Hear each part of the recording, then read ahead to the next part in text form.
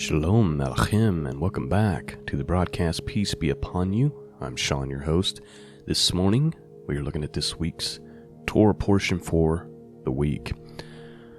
Today's Torah portion is called Shoftim, which means judges, which comes from the very first sentence in our portion this week, which says, "Appoint judges and officers within your gates, which Yehovah your Elohim is giving you according to your tribes, and they shall judge the people with righteous right ruling."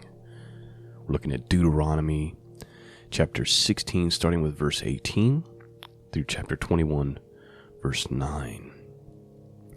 The outline of today's portion, we have the municipal judges and officers, forbidden forms of worship dealt with, legal decisions by priests and judges, the limitations of royal authority, the privileges of the priests and the Levites, child sacrifice, divination, and magic prohibited, a new prophet like Moses, laws concerning cities of refuge, property boundaries, laws concerning witnesses, rules of warfare, and laws concerning murder by persons unknown.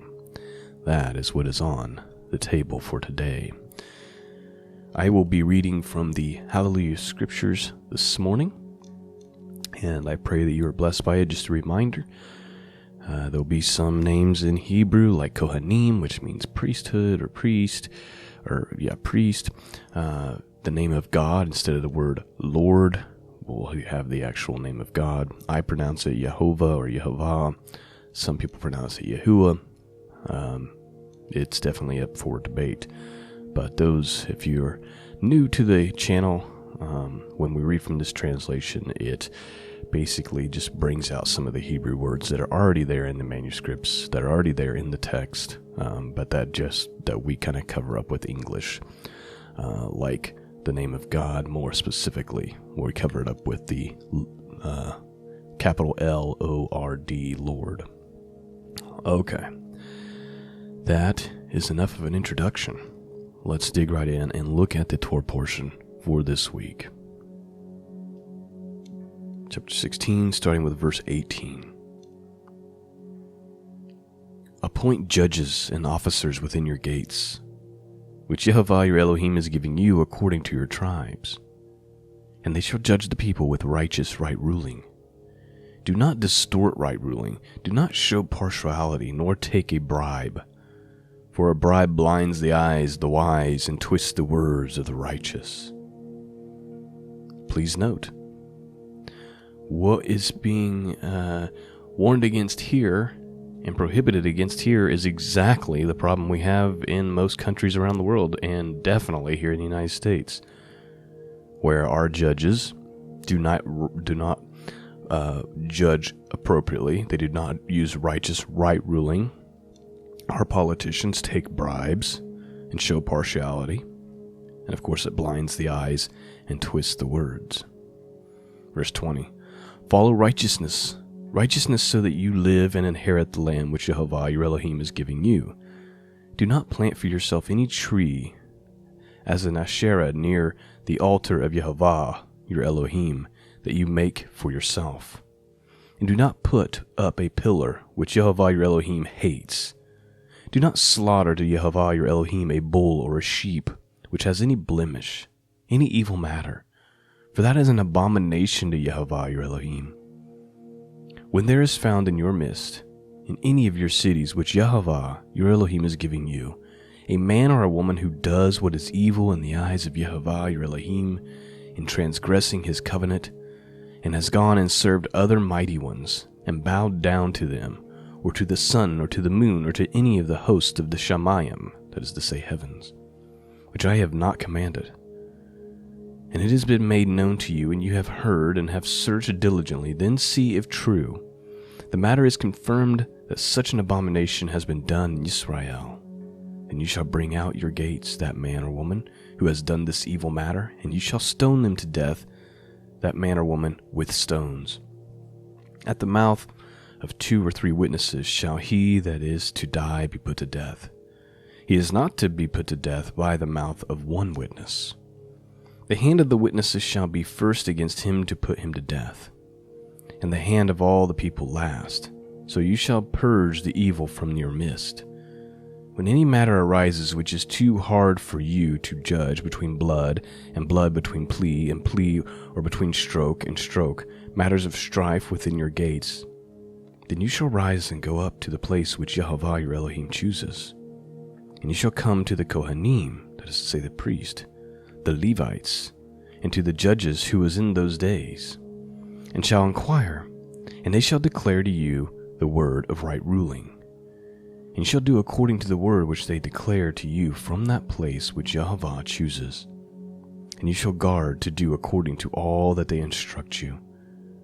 Do according to the Torah, in which they teach you, according to the right ruling, which they say to you. You do not turn to the right or to the left from the word which they declare to you. And the man who acts arrogantly, so as not to listen to the Kohen, who stands to serve there before Yehovah your Elohim, or the judge, that man shall die. So you shall purge the evil from Yisrael. And let the people hear and revere, and no longer do arrogantly. When you come to the land which Yehovah your Elohim is giving you, and shall possess it, and shall dwell in it, and you shall say, Let me appoint a sovereign over me like all the Gentiles that are around me. You shall certainly appoint a sovereign over you whom Yehovah your Elohim shall choose. Appoint a sovereign over you from among your brothers. You are not allowed to appoint a foreigner over you, who is not your brother. Only he is not to increase horses for himself, nor cause the people to return to Mitzrayim, that is to say Egypt. To increase horses, Mitzrayim. To increase horses, for Yehovah has said to you, Do not return that way again. And he is not to increase wives for himself, lest his heart turn away, nor is he to greatly increase silver and gold for himself. And it shall be, when he sits on the throne of his reign, that he shall write for himself a copy of this Torah in a book, from the Kohanim, the Levites.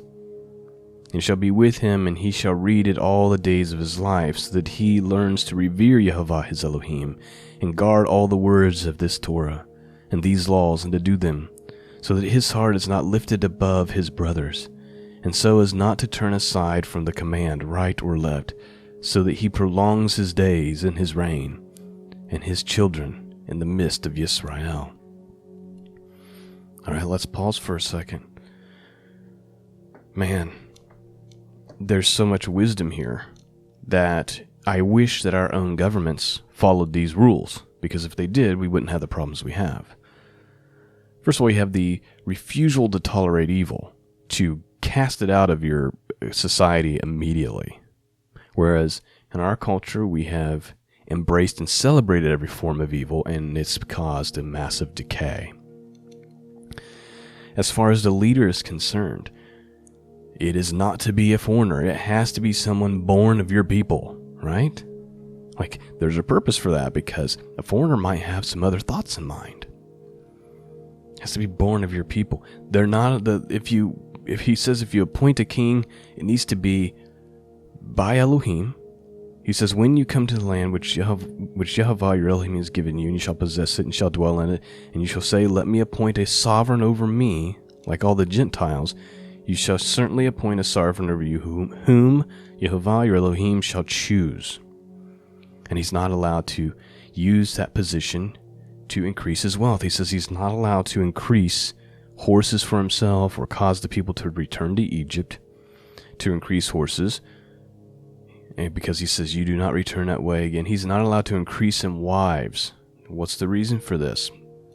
Well, we saw Saul, the wisest man that ever lived, actually made this mistake.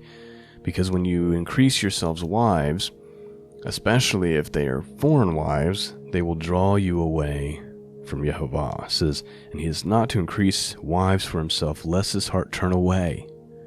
Nor is he to greatly increase silver and gold for himself. And it shall be, when he sits on the throne of his reign, that he shall write for himself a copy of the Torah. So, if he becomes king, then he has to handwrite the Torah. And then he has this handwritten copy. You see, when you handwrite something, like if you were to take the book of Deuteronomy and you were to write it word for word, write it down yourself, you would almost have that memorized, right? Like that would be embedded in your soul. That's the purpose. That might be a good practice. Maybe we should write some of these books. And he says he should write the Torah from the one before the Kohanim, the Levites, and it shall be with him, and he shall read it all the days of his life, so that he learns to revere Yehovah, and to guard all the words of the Torah and these laws, and to do them. So, anyway, this is beautiful instructions about how to set up judges, about how to set up a king. Let's continue on. Chapter 18.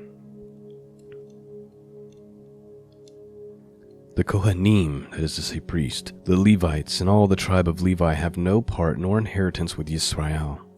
They are to eat the offerings of Yehovah made by fire, and his inheritance. But among his brothers no inheritance. Yehovah is his inheritance, as he has spoken to him. And this is the Kohen's right from the people, from those who bring an offering. Whether it is a bull or a sheep, they shall give to the Kohen the shoulder and the 2 cheeks and the stomach. The first fruits of your grain and your new wine and your oil and the first of the fleece of your sheep you give to him. For Yehovah your Elohim has chosen him out of all your tribes to stand and serve in the name of Yehovah, him and his sons forever. And when the Levite comes from one of your gates, from where he has sojourned among all of Yisrael, and shall come with the desire of his being to the place which Yehovah chooses, then he shall serve in the name of Yehovah his Elohim, like all his brothers, the Levites, who are standing there before Yehovah. They are to have a portion for portion to eat, besides what comes from the sale of his inheritance. When you come into the land, which Yehovah your Elohim is giving you, do not learn to do according to the abomination of those Gentiles. Let no one be found among you who makes his son or his daughter pass through the fire, or one who practices divination, or a user of magic, or one who interprets omens, or a sorcerer, or one who conjures spells, or a medium, or a spiritist, or one who calls upon the dead. For whosoever does these are an abomination to Yehovah, and because of these abominations Yehovah your Elohim drives them out from before you. Be perfect before Yehovah your Elohim. For these nations whom you are disposing, listen to those using magic and diviners. But as for you, Yehovah your Elohim has not appointed such for you. Yehovah your Elohim shall raise up for you a Nabai, that is to say prophet, like me from your midst, from your brothers. Listen to him, according to all you ask of Yehovah your Elohim in Horeb, and in the day of the assembly, saying, Let me not hear again the voice of Yehovah my Elohim, nor let me see this great fire any more, lest I die. And Yehovah said to me, What they have spoken is good. I shall raise up for them a Nabai, a prophet, like you out of the midst of their brothers. And I shall put my words in his mouth, and he shall speak to them all that I command him. And it shall be the man who does not listen to my words which he speaks in my name, I require it of him. But the Nabai who presumes to speak a word in my name which I have not commanded to him to speak, or speaks in the name of another mighty one's, even that Nabai, that prophet, shall die. And when you say in your heart, How do we know the word which Yehovah has not spoken? When the Nabai speaks in the name of Yehovah, and the word is not, or comes not, that is not the word which Yehovah has not spoken. The Nabai has spoken it presumptuously. Do not be afraid of him. Alright, here's a principle here, and we have people all over the internet claiming to be prophets. Okay? If they give a prophecy and it does not come to pass, they're false. You do not fear them. I see a lot of people who make these ridiculous predictions over the years, call themselves prophets. I'm thinking of even a couple of women that did this for years and years and years, and their dates and their prophecies would not come to pass, but then they would always have an excuse, and people would continue to listen to them. A true prophet of God when he gives the prophecy, it comes to pass. Okay? And so they're saying this is how you know if it's a true prophet or not. Chapter 19.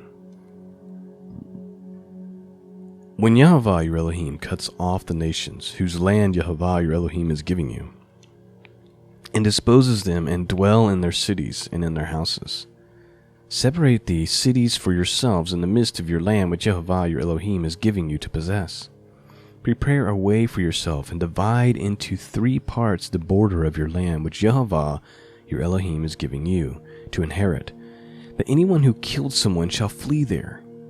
And this is the matter of the one who killed someone who flees there and live. He who smites his neighbor unintentionally, not having hated him in times past. Even he who goes to the forest with his neighbor to cut timber, and his hand swings a stroke with the axe to cut down the tree, and the head slips from the handle and strikes his neighbor so that he dies.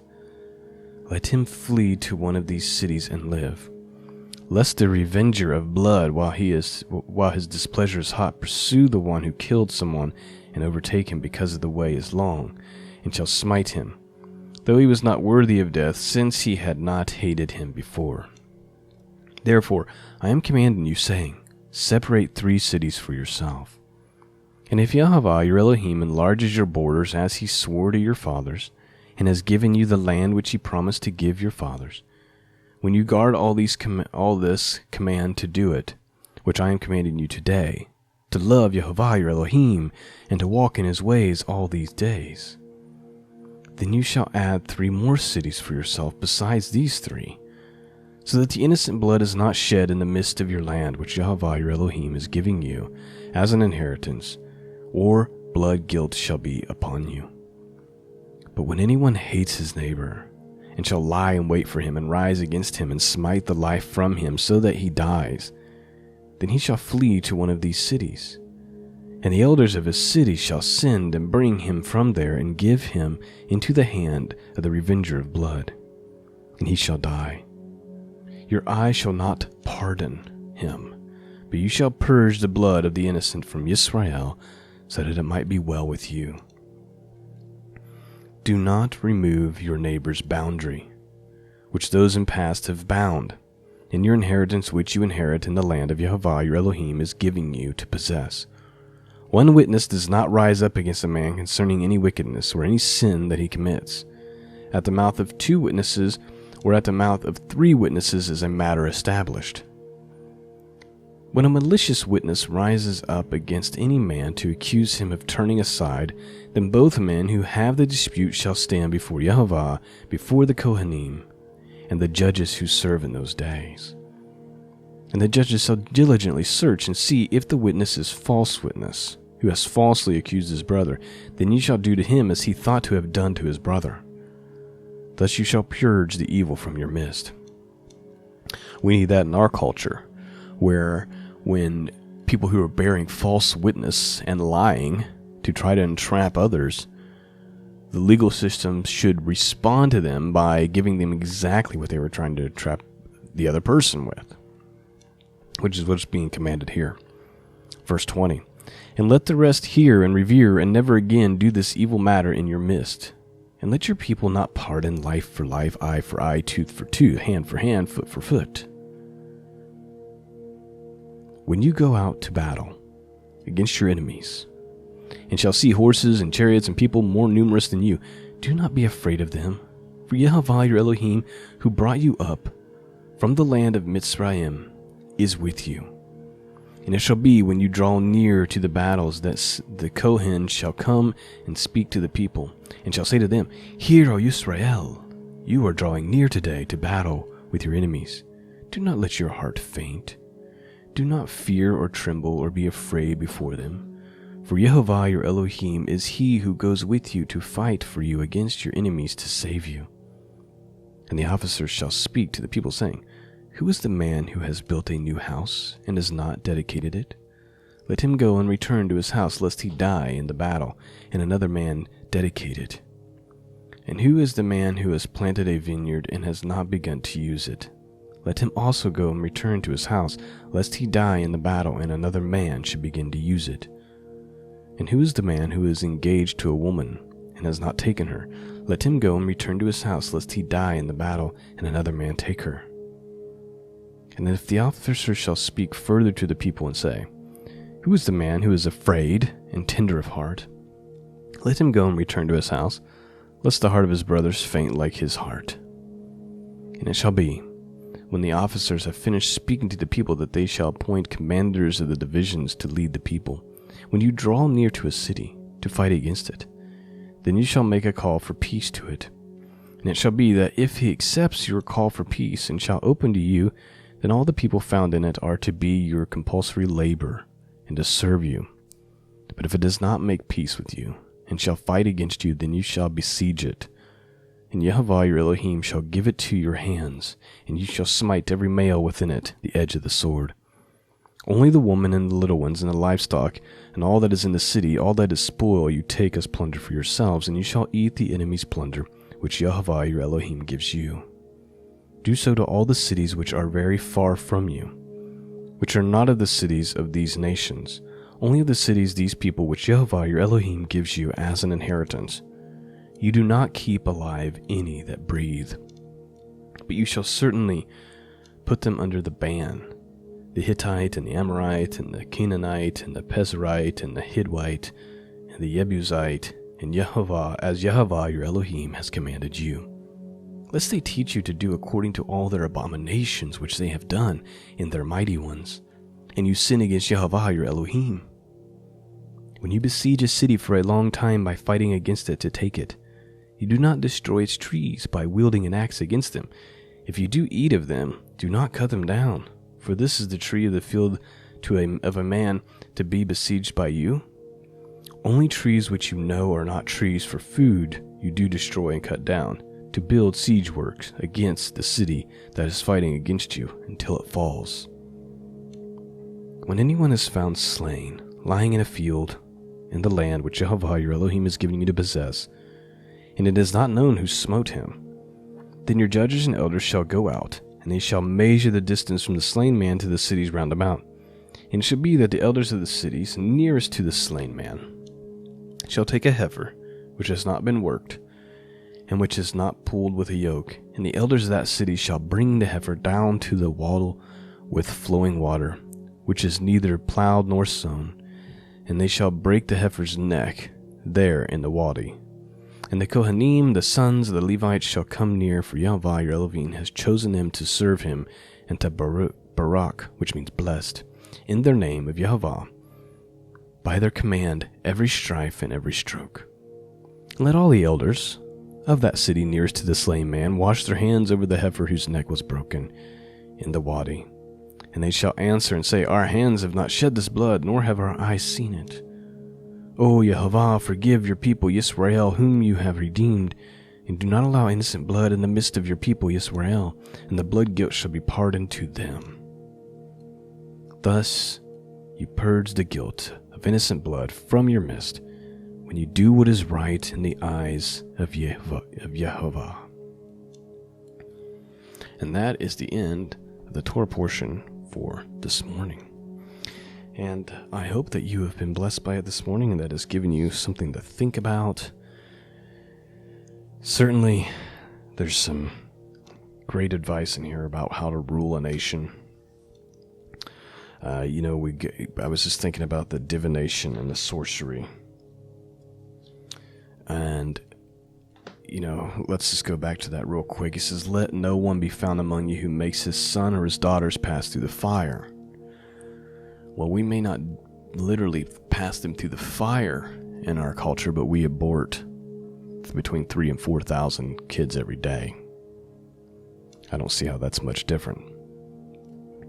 Or, you're not supposed to tolerate one who practices divination or user of magic, or one who interprets omens or sorcerers. We have people who openly say they're a witch and openly calling for casting spells on people. Or a medium, or spiritist, or one who calls upon the dead. There's a psychic place in just about every city in America. For whosoever does these are an abomination to Yehovah, and because of these abominations Yehovah your Elohim drives them out before you. Be perfect before Yehovah your Elohim. I guess as I was just reading through this and what it's supposed to look like when you're setting up your government, all the things that are warned about in here, I feel like have been adopted by the nations around the world, even the ones that started out like the United States with some really godly boundaries, right? Like, it was set up, our country was set up to where it was supposed to be pretty similar to this, but we have went completely corrupt and do the absolute opposite. And I think we're starting to reap. We're beginning to reap what we've sown as a result. And of course, Israel did the same thing. And even modern Israel, right? No nation, even the nation of Israel, actually stuck to these things. It wasn't long before they went astray, and then judgment came on more than one occasion. This right ruling, this right judgment will never be true until it's over, until the end of the age, when God makes a new earth and a new heaven, and finally there is righteousness, and instead of unrighteousness and wickedness and evil, which just runs rampant in the world right now. Alright, I feel like I'm just rambling on. I hope that you enjoyed the study for this morning. Please consider supporting the podcast, scriptureandprophecy.com. There's a donate and support tab, and please consider picking up a copy, if you haven't already, of The End of Days, a 30-day devotional. It's going to bless you, especially given the current circumstances of the world right now. If you haven't read it, I think it'll speak to you on a daily basis. Peace and grace be with all of you. And until next time, God bless.